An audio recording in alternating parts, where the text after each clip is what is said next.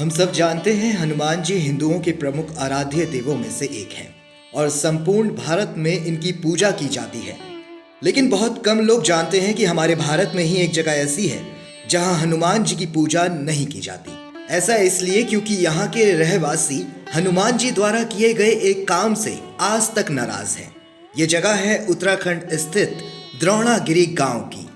द्रोणागिरी गांव उत्तराखंड के सीमांत जनपद चमोली के जोशीमठ प्रखंड में जोशीमठ नीति मार्ग पर है। ये गांव लगभग 14,000 फुट की ऊंचाई पर स्थित है।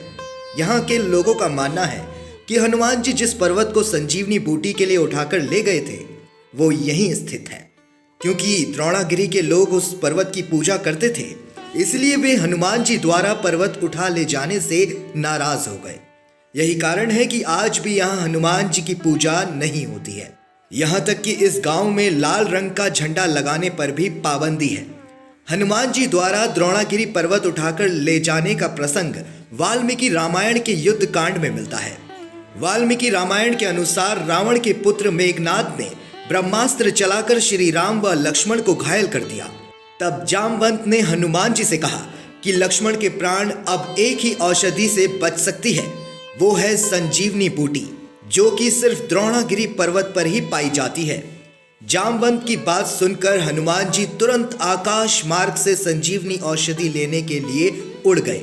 कुछ ही समय में हनुमान जी द्रोणागिरी पर्वत पर जा पहुंचे, जहां अनेक औषधियां चमक रही थी। द्रोणागिरी गांव के निवासियों के अनुसार जब हनुमान जी बूटी लेने के लिए इस गांव में पहुंचे तो वे भ्रम में पड़ गए।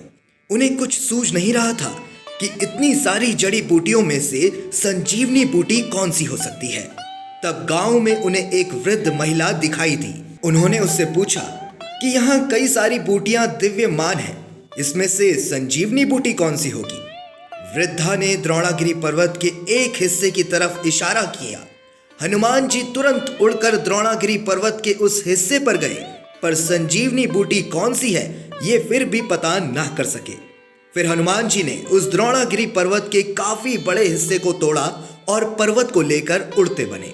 द्रोणागिरी गांव के निवासी बताते हैं कि त्रेता युग में जिस वृद्धा ने हनुमान की मदद की थी उसका सामाजिक बहिष्कार कर दिया गया था और इसीलिए आज भी इस गांव के आराध्य द्रोणागिरी देव पर्वत की विशेष पूजा पर यहाँ के लोग महिलाओं के हाथ का बना खाना नहीं खाते हैं और ना ही महिलाएं इस पूजा में मुखर होकर भाग लेती हैं और इसलिए इस गांव के लोग हनुमान जी की पूजा भी नहीं करते हैं। तो मित्रों, आज की ये वीडियो आपको कैसी लगी हमें कमेंट करके जरूर बताइएगा।